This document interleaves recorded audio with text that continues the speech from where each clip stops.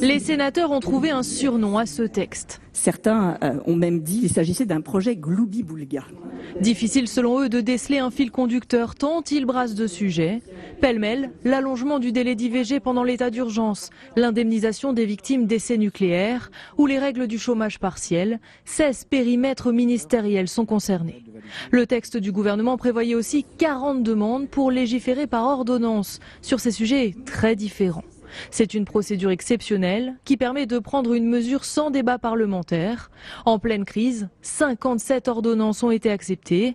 40 de plus, ce serait beaucoup trop pour les deux chambres. Nous ne devons pas faire perdurer cette pratique initiale justifiée par la situation, mais qui aujourd'hui ne l'est plus, des semaines après le début de la crise. Petit à petit, un phénomène d'accoutumance à la marginalisation du Parlement s'installe.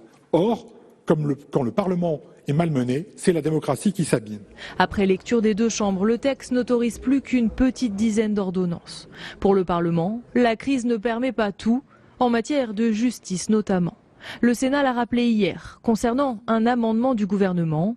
Il visait à étendre les cours criminelles, un dispositif testé depuis moins d'1 an avec des cours d'assises sans juré populaire.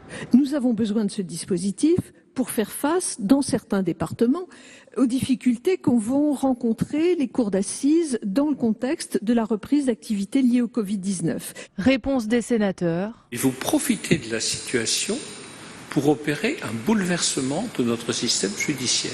Quel que soit notre désir d'être utile à la résolution des problèmes d'encombrement de la justice, nous ne pouvons pas accepter cette évolution.